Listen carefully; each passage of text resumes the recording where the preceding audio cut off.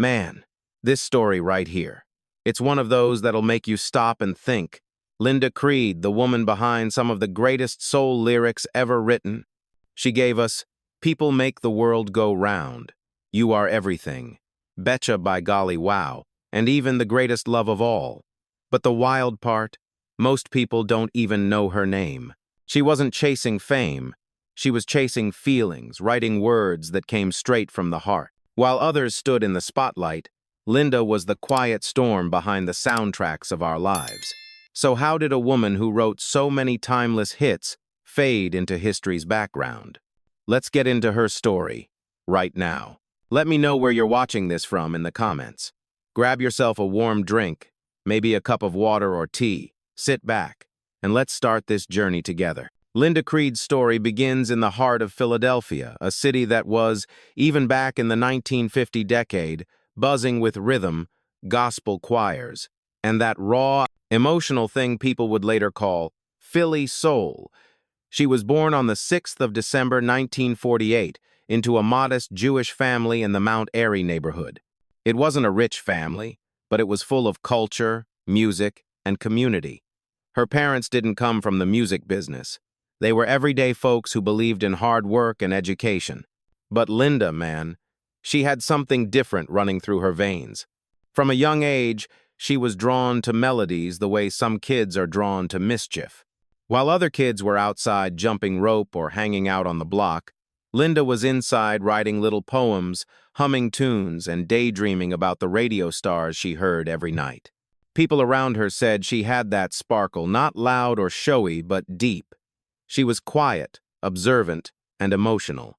She listened, really listened to people, their stories, their heartbreaks. That's what later made her such a powerful lyricist. Growing up in Philadelphia in the 1950 decade meant being surrounded by soul, jazz, and early R&B. The radio stations blasted everything from Ray Charles to the Drifters, and you could walk down any street and hear harmonies floating out of someone's window.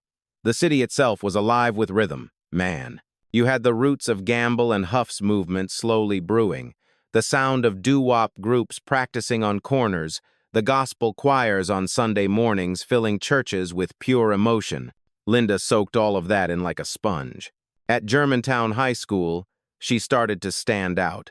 She wasn't just another student, she was that girl who wrote songs. Teachers noticed her handwriting full of lyrics. Her notebooks packed with rhymes and lines that didn't sound like a teenager's, they sounded like someone twice her age. She'd hang around the music room after class, trying out melodies on the piano, talking to the band kids, always chasing that perfect line that made people feel something. But it wasn't easy. Back then, the music business was dominated by men, producers, writers, arrangers, executives. And for a young white Jewish girl from Philly trying to write soul music, that was unheard of. People didn't know what to make of her. Some thought she was out of place. Others didn't take her seriously. But Linda didn't care. She wasn't trying to prove she belonged, she just wanted to write what she felt. You know how some people find their calling early? That was Linda. The moment she realized that lyrics could make people cry, heal, or fall in love, she was hooked. She started writing constantly at home, at school, anywhere she could find a scrap of paper. Her friends said she'd get lost in her own world, whispering words to herself, rearranging them until they sounded just right. Her early inspirations were the great vocalists, Dionne Warwick, Aretha Franklin, Gladys Knight women, who sang about love with honesty and pain. But Linda didn't want to be the one singing. She wanted to be the one behind the song, shaping the story, giving the emotion its words. That right there already showed her humility. By her late teens, Linda began sneaking into local music events around Philly. She'd hang out with musicians, pass around her lyrics, and sometimes convince someone to try turning them into melodies. Most of them didn't go anywhere, but she was learning the ropes, how sessions worked, how producers thought, how the industry could chew people up if they weren't careful. And then, man, fate stepped in. Through a network of Philly musicians, Linda's writing made its way to a man who would change her life, Thom Bell. Thom was already gaining a reputation as one of the sharpest producers and arrangers in the city, blending classical music with R&B, to create something elegant and soulful. When he saw Linda's lyrics, he could tell this wasn't just some hobbyist. Her writing had depth. Her lines weren't just catchy, they were cinematic. Their first meeting was pure synergy. Thom would sit at the piano, playing these lush, orchestral chords, and Linda would start crafting stories on top of them. It was like they spoke the same emotional language, even though they came from totally different worlds. That collaboration, Bell's musical genius and Creed's poetic sensitivity, would soon become one of the greatest songwriting partnerships in soul music history. But at that time, neither of them knew how far it would go. Linda was still just a young woman chasing her dream, working day jobs and writing songs by night. She wasn't thinking about money or fame, she was chasing connection. Her words came from a place of truth, heartbreak, hope, and longing. And maybe that's what made her so special. While the rest of the industry was busy trying to write hits, Linda was trying to write honesty. She once said in an interview that she didn't care if a song became popular, she cared if it made someone feel something. That's the kind of heart you can't fake, man. By the end of the 1960 decade, Linda Creed was no longer just a dreamer scribbling lyrics in notebooks. She was stepping into the scene, ready to shape the sound of a whole era. What started as a girl's quiet passion was about to explode into the world through some of the smoothest, most emotional soul records ever made. And the wild part? Her rise hadn't even truly begun yet. So here's where the magic really started, man. Late 1960 into early 1970, Linda Creed stepped straight into the storm that would define Philadelphia's golden age of soul. By that time, her connection with Thom Bell had grown into something powerful, not romantic, but creative chemistry on another level.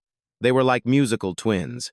Thom would craft these sophisticated, lush arrangements, full of strings and horns, and Linda would come in with words that made it all human, warm, vulnerable, spiritual. Their first big break came with a group that was just starting to make noise in Philly, the Stylistics. These guys had the smoothest harmonies, and under Thom Bell's direction, they became the perfect vessel for Linda's lyric. It was like a match made in heaven. Russell Tompkins, Jr.'s soaring falsetto carrying Linda's delicate words straight into people's hearts. Their first collaboration, Stop, Look, Listen, To Your Heart, hit like lightning. Released in 1971, it wasn't just a love song, it was a message about slowing down and really feeling what matters. That was Linda all the way. Her lyrics weren't just about romance, they were about emotional truth. She gave love songs a kind of mindfulness, decades before people started using that word. Then came You Are Everything. Man, that one changed the game. It's the kind of song that feels like it's been here forever. That chorus, simple, direct, universal. Linda knew how to take something deeply personal and make it feel like everyone's story. You could be young, old, heartbroken, newly in love. That song hit every soul the same way. And suddenly people around the business started asking, who's this girl writing all these hits? But Linda didn't care much for attention. She was shy, always focused on the next lyric, the next melody. Thom Bell would sometimes brag about her in interviews, saying she had a poet's heart and a fighter's will. By now, her songs were all over the radio. Philly radio stations couldn't go a day without spinning something she wrote. The industry started noticing that behind every beautiful Stylistics record, there was that same name in the credits, Linda Creed. But even with that success, she wasn't satisfied. She wanted to grow, to experiment, to tell stories that went deeper. And that's when she and Thom Bell decided to push things even further. With their confidence rising, Linda and Thom began shaping what people now call the signature Philly soul sound. It was classy but emotional, lush strings, jazz chords, gospel roots, and lyrics that hit straight to the heart. They were elevating soul music into something cinematic, and Linda's pen was right at the center of it all. Their next masterpiece came in 1972, Betcha by Golly Wow. Man, what a song! From the title alone, you can feel that old-school innocence mixed with pure poetry. Linda didn't just write about love like everyone else, she wrote about a feeling that felt too big for words. That's why people connected to her. She had that rare ability to make the simple sound divine. And she wasn't stopping there. She and Thom followed it up with Break Up to Make Up and People Make the World Go Round. That last one? That was different. That song had soul and social consciousness. Linda was watching the early 1970 decade, the protests, the changes, the confusion, and she turned it into art. The line, People Make the World Go Round, became more than just lyrics. It was a truth that crossed generations. Her work was earning respect from every corner of the industry. Other writers and producers were quietly studying her phrasing, her tone, her way of wrapping sadness and hope together in the same sentence. She could make heartbreak sound beautiful. What's crazy is, even at her peak, Linda was still that same humble Philly girl. She didn't dress like a star. She didn't show off. If you met her at a recording session, you might not even know she was the Linda Creed. She'd sit quietly in the corner with a notebook, tapping a pen, mouthing lyrics under her breath while Thom played chords on the piano. Every now and then, she'd look up and say softly, "Try this line instead." And boom, another classic. By 1973, the Stylistics had become international stars, and Linda's name was attached to nearly every one of their biggest records. She wasn't just writing songs anymore, she was shaping emotions for a whole generation. Her words gave voice to love, loss, and everyday beauty in a way few songwriters could ever match. But man, the road ahead wasn't just golden lights and #1 hits, because when you fly that high, something always comes along to test your strength.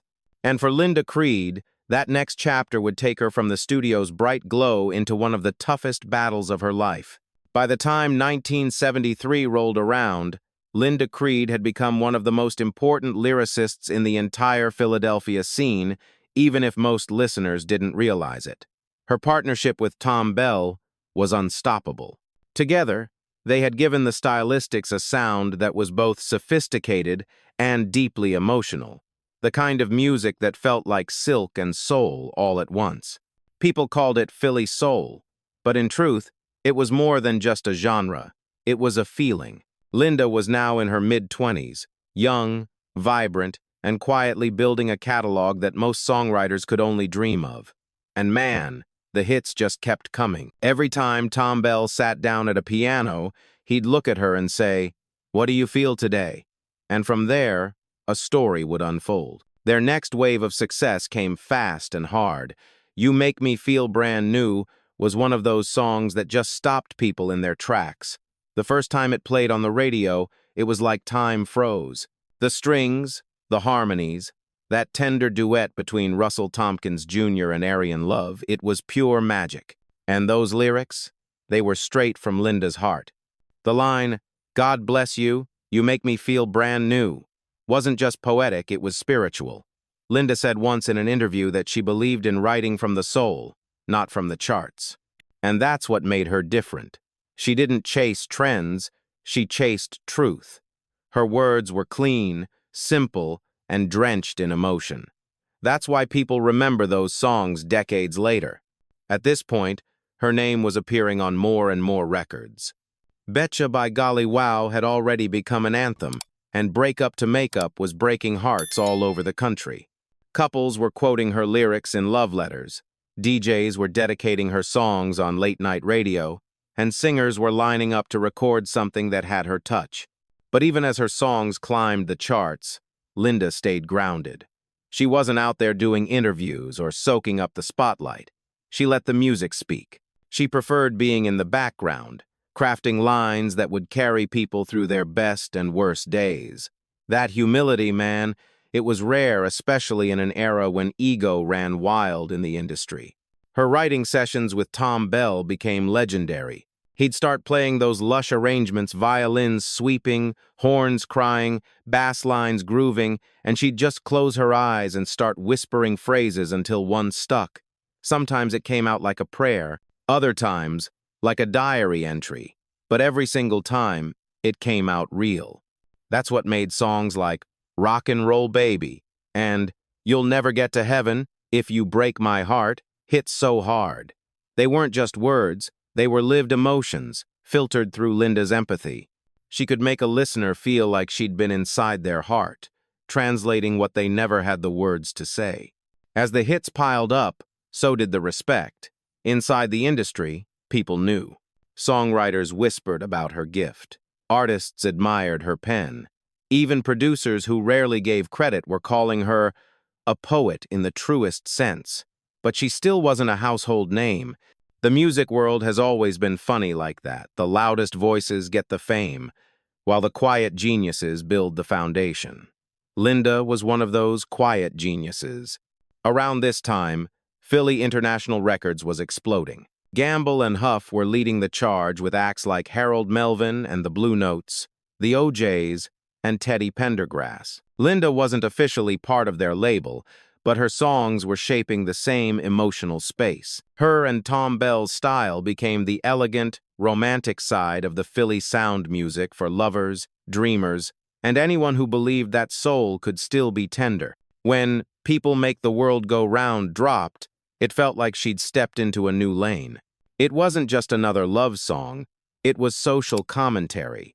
The Vietnam War, inflation, urban tension, people were stressed, and that song captured the mood of an entire generation. Linda managed to say something profound without preaching. She reminded everyone that despite all the chaos, it was still human emotion, people that made life turn. That song got covered by everyone from Michael Jackson to jazz artists decades later. It proved she could write beyond romance, she could write about life itself. And yet, even with all these achievements, Linda was never fully recognized outside the music circles. Interviews focused on the performers, not the pen. Radio hosts introduced the singers but skipped the songwriter's name. It was a pattern she accepted, but it still stung a little. She once told a friend, "As long as people feel it, that's enough." Still, you could tell she had that quiet longing to be remembered. She didn't need awards or fame, but she wanted her words to matter, to last. And man, they did. The mid-1970 decade marked her absolute peak. Her songs were everywhere: weddings, roller rinks, slow dance nights, even TV shows. If you lived through that time, chances are Linda Creed's lyrics were part of your memories, even if you didn't know it. But here's the thing about life: just when everything seems perfect, the universe throws a curveball. Linda's music was soaring higher than ever, but her personal life was about to change in ways she could never have imagined. Because behind those timeless love songs, behind the poetic smile and gentle spirit, something dark was waiting. Something that would test not only her strength as a songwriter, but her strength as a human being. As the 1970 decade rolled forward, Linda Creed's words were everywhere: the radio, jukeboxes, weddings, slow dances, even the soundtracks of first heartbreaks. She and Thom Bell had built a musical empire based not on fame, but on feeling. But as her career soared, Linda's life started to take a turn that would test every bit of that inner strength she carried. See, while most people remember the elegance of Philly soul, the violins, the harmonies, the smooth grooves behind the scenes, it was a grind, constant sessions, late nights, endless deadlines. And through it all, Linda kept writing with her heart wide open. But around 1975, she got news that changed everything. She was diagnosed with breast cancer. Man, that's a word nobody ever wants to hear. She was only in her 20s, still so full of life, still chasing her creative peak.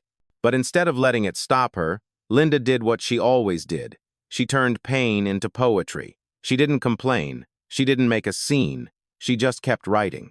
Friends said that even while she was going through treatment, she would show up at the studio with her notebook, soft-spoken as ever, still working lines until they felt perfect. That's the thing about Linda: her strength wasn't loud. It was quiet, consistent, unbreakable. During this period, she started working beyond the stylistics. She teamed up with other artists, the Spinners, Johnny Mathis, Dusty Springfield, and brought her signature lyricism to new places. One of her collaborations with Mathis, "Life is a Song Worth Singing," became more than just a title. It was practically her personal mantra. Even while battling cancer, she was reminding the world to keep singing. Then came a song that would define her forever, one that carried her name across generations, "The Greatest Love of All." Originally written in 1977 for George Benson's soundtrack to the Muhammad Ali biopic The Greatest, the song was Linda's statement to the world. The lyrics, "I decided long ago never to walk in anyone's shadow. If I fail, if I succeed, at least I'll live as I believe," were her message of self-worth, courage, and faith. It wasn't just a love song, it was a declaration of the human spirit. People didn't know it then, but Linda had written those words from a deeply personal place. She was fighting cancer, raising a family, still writing, still believing. The song was her way of saying, no matter what happens, I won't lose myself. Years later, when Whitney Houston recorded it in 1985, that song became a worldwide anthem. But Linda never got to see that moment. She passed away in April 1986, just weeks before Whitney's version hit #1. It's bittersweet, man. The world finally heard her words, sang them out loud, celebrated them, but she wasn't there to witness it. And that's the tragic beauty of her story. Even in her hardest moments, she kept giving the world music that healed others, even as she was the one who needed healing the most. One of the most emotional stories about her final years comes from her friendship with Phyllis Hyman. The two shared not just a love for music, but a deep emotional bond. Linda wrote "Old Friend" for Phyllis, a song so beautiful it can stop your heart. She finished the lyrics while in the hospital, already weakened from her illness. When Phyllis recorded it, you could feel Linda in every note. Phyllis once said that she cried the first time she read the lyrics. The song felt like Linda's farewell, gentle, spiritual, full of love. It wasn't written in sadness but in gratitude. That's who she was, someone who could look at pain and still find light inside it. In those last years, Linda's world became smaller, but her art became even bigger. She was a mother, a wife, a fighter, a writer. She'd spend her days with her husband, Stephen Lee, and their 2 daughters, keeping her life as normal as possible while continuing to write when she had the strength. Her friends said that she never lost her humor or her grace. Even when she was weak, she'd smile and say, "I just need to finish this song." Music wasn't her job, it was her purpose. And somehow, even as her body was giving out, her pen never stopped. That's the kind of spirit that makes her legacy so powerful. She didn't have the fame of Carole King or Joni Mitchell. She wasn't front and center on album covers. But in the hearts of those who knew, she was every bit their equal, maybe more. Because she wrote not from ego, but from empathy. By 1980, her health had begun to decline more rapidly. Still, she continued to write and occasionally collaborate with Thom Bell. Their friendship lasted through the years, no drama, no falling out, just mutual respect and a bond forged in melody. When she passed in 1986 at only 37, it left a silence in Philly that couldn't be filled. The community mourned quietly, like a family losing its storyteller. The radio stations played her songs back to back. People cried. Artists she had inspired, especially women, realized what she had accomplished in so short a time. And then, almost poetically, Whitney's version of "The Greatest Love of All" took off. It shot straight to #1, became one of the most iconic songs of the 1980 decade, and introduced Linda Creed's words to millions who had never known her name. It was like the universe was saying, "We didn't forget you." She never got her Hall of Fame induction during her lifetime, but her words live on every time someone sings that song. Every time someone says, "Learning to love yourself is the greatest love of all," they're speaking her truth.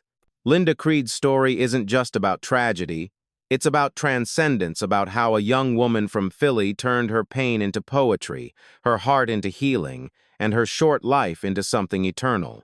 And even though she didn't see the fame, the world finally caught up. By the late 1970 decade, Linda Creed had already carved her name quietly but permanently into the story of American soul music. But behind that beautiful catalog of timeless songs was a woman fighting battles few people knew about. Her success was built on grace, and her strength was hidden beneath that calm, poetic voice. What she didn't show to the world was the constant war she was waging within herself, a war between creativity and pain, between hope and fear. When Linda first learned she had breast cancer, she was only 26. Most people at that age are just getting started, still trying to figure out life. Linda was already a wife, a mother, and a respected songwriter. But suddenly, the future she had imagined full of records, tours, and new lyrics looked uncertain. Doctors told her it was serious. She went through surgeries, treatments, and long hospital stays, but through all of it, she never stopped writing. Her husband, Stephen Lee, once said that even during her weakest days, she kept her notebooks close. He'd come into the hospital room and find her scribbling new lines or humming a melody under her breath. When he asked what she was doing, she'd just smile and say, "Working, of course." That was Linda. She used her art to survive. Still, there were days when the pain hit hard. She would be in the middle of a lyric, her hands trembling, her mind foggy from medication, but she'd push through it. Music wasn't just her career, it was her therapy. Writing was how she processed her fear, her sadness, her hope. Her close circle of friends, including Phyllis Hyman, Thom Bell, and other musicians in Philly, knew what she was going through, but most of the world didn't. The record labels, the radio hosts, the journalists, they all saw her songs, not her struggle. Linda never wanted pity. She wanted her music to stand on its own, and maybe that's part of what made her story so bittersweet. She was giving the world so much love through her songs, but behind the scenes, she was fighting to keep her own life together. Cancer, as cruel as it is, also changes the way you see everything. For Linda, it made her more reflective. Her lyrics took on deeper meanings. Listen to The Greatest Love of All again. Knowing what she was going through, it hits different. Those words about self-belief, courage, and learning to love yourself weren't abstract ideas, they were survival mantras. But here's the thing, the music industry, for all its beauty, can also be cold. While Linda was battling for her life, the spotlight kept moving on. New acts, new sounds, new trends. The stylistics weren't dominating the charts anymore, and the Philly sound was slowly giving way to disco, funk, and eventually, the slick production style of the 1980 decade. That's the heartbreak of being a songwriter. 1 minute your songs are everywhere. The next minute, the world's chasing something new. For Linda, it wasn't about chasing hits, but you could tell, it stung to see her era fading. She'd built her career on emotion, on timelessness, and suddenly, everything around her was speeding up the music, the money, the culture. Still, she stayed graceful. No bitterness, no complaints, just that same soft smile and the words, "Music is forever." There's something deeply human about that. While her body was failing, her art was thriving. She poured her entire soul into every remaining lyric. She wasn't afraid of death. She was afraid of leaving unfinished songs behind. The people who knew her said she had this calm energy, almost angelic, even when she was exhausted. She'd walk into a studio, pale and fragile, but the moment the music started, her eyes would light up. The illness might have taken her strength, but it couldn't touch her spirit. Still, there were nights when she broke down. Her close friends recalled seeing her cry, not out of fear, but frustration. She wanted more time to write, to raise her daughters, to live. She wasn't ready to go. But then again, whoever is. Phyllis Hyman later said that Linda's strength inspired her own artistry. When Linda wrote Old Friend from her hospital bed, Phyllis could barely record it without tears. That song became her tribute to Linda after her passing, an emotional echo of their friendship, their shared love for honest music. What hurts most is how young Linda was 37 when she passed. Think about that, man. 37. At that age, most artists are just hitting their stride, finding their voice. Linda had already written more timeless songs than most will in a lifetime. And she did it while fighting for her life. After her death, many in the Philly soul community felt a huge void.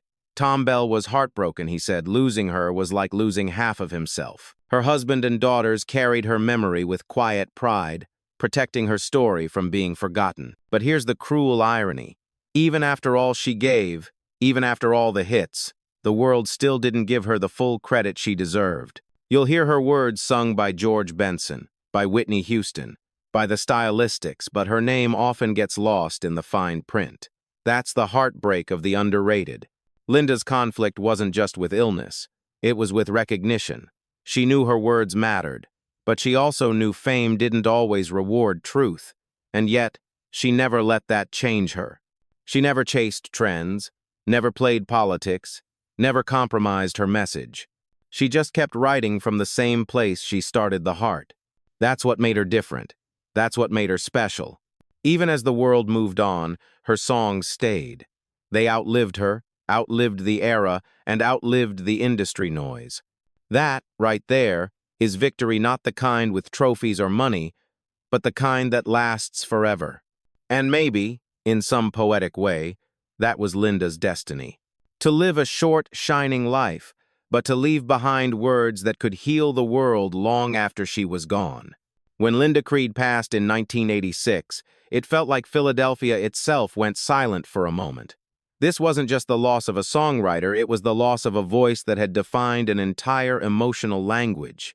The city that raised her, the sound she helped shape, the people she touched, everyone felt it. But what makes her story so incredible is what came after. Because man, Linda's pen never really stopped speaking. Even after she was gone, her words kept echoing through time, carried by voices she never even met. Not long after her passing, the universe seemed to honor her the only way it knew how. Through music. Whitney Houston's version of "The Greatest Love of All" dropped the same year Linda died and exploded. That record became one of the most powerful, uplifting anthems ever recorded. It topped charts across the world, crossed genres, crossed generations. You couldn't turn on a radio in 1986 without hearing Whitney's voice belting out Linda's words. Learning to love yourself is the greatest love of all. Those lyrics weren't just pretty, they were prophetic. Written by a woman who spent her final years fighting for her life, those words carried layers of truth most people didn't even realize. It was like Linda was speaking directly to every person struggling with fear, self-doubt, or pain. She left behind the perfect message: you are enough, and love begins with yourself. That's the beauty of Linda's legacy. She didn't just write love songs. She wrote life songs. Songs that told you it was okay to feel, to hurt, to hope again. Her lyrics were like mirrors. They showed you the best parts of being human, even when life wasn't perfect. And man, the influence didn't stop there. Throughout the 1990 and 2000 decades, artists kept rediscovering her catalog. R&B singers, pop icons, and even hip-hop producers started sampling the songs she wrote. You'd hear snippets of her melodies in tracks by Mary J. Blige, Alicia Keys, or babyface artists who carried the emotional honesty that Linda championed. Every time a new singer poured their heart into a soul ballad, they were walking a path Linda helped pave. Think about it. Before her, most women in songwriting were either behind the scenes or pigeonholed into love cliches. Linda broke that mold. She wrote with intellect and empathy. She could make romance feel philosophical and pain sound graceful. She made lyrics that men wanted to sing and women wanted to live by. Philly soul, the sound she helped define, became a blueprint for generations of music that followed from neo-soul to R&B slow jams to the modern pop ballad. Thom Bell would later say that without Linda's words, those lush Philly arrangements would have felt incomplete. She gave emotion to the orchestra, he said. That's a hell of a compliment coming from one of the greatest producers of all time. But it wasn't just the industry that carried her spirit. It was the fans. People who grew up in the 1970 decade, the ones who danced to "You Are Everything" at their prom or cried to "Break Up to Make Up" after heartbreak, never forgot. Even decades later, they comment on YouTube videos, sharing stories like, "My parents used to slow dance to this," or "I played this at my wedding." Those little testimonies? That's how legacy lives. And for the city of Philadelphia, Linda Creed became a symbol proof that greatness doesn't have to come loud or flashy. She was a hometown girl who made the world sing. There's even a scholarship foundation in her name, created to support cancer research and music education because she wanted young people to keep creating and keep living, no matter what they faced. Her name might not be carved into Hollywood sidewalks, but in Philly, it's carved in hearts. What's wild is how her influence reached artists far outside her genre. George Benson called "The Greatest Love of All" one of the most meaningful songs he ever recorded. Whitney Houston, who never met Linda, spoke about how deeply she connected with the lyrics as if they were written just for her. And years later, when Whitney herself passed, fans started quoting those same lines again, this time as a tribute to both women, two voices, two souls, forever linked by one song. It's poetic, man. The woman who wrote about learning to love yourself gave the world one of the greatest songs about love, period. And it came from someone who never even got to live long enough to see it change lives. Linda's writing continues to inspire lyricists today.